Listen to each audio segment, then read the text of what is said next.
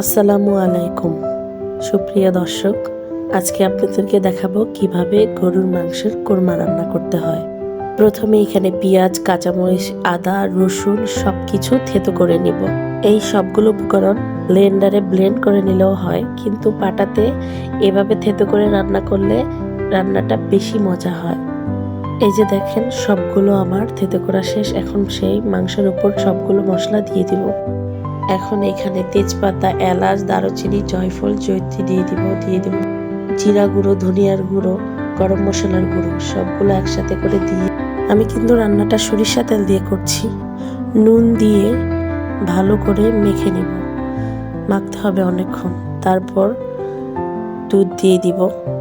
দুধ দেওয়ার পরে মাংসটা মাখিয়ে 20 মিনিটের মতো রেখে দিবেন, তাহলে রান্নাটা অনেক বেশি মজা হবে।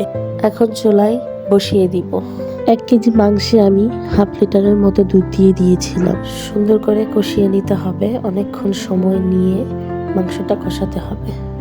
দেখেন, আমার মাংসটা কষানো শেষ। এখন এর উপরে পানি দিয়ে দিব।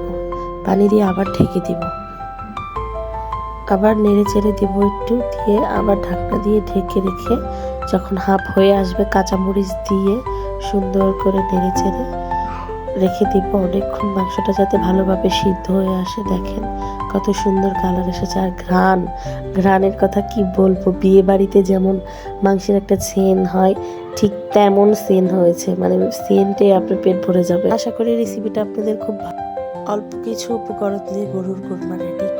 ভালো লাগলে অবশ্যই একটা লাইক দিয়ে দিবেন এবং সাবস্ক্রাইব করবেন। Thank you for watching.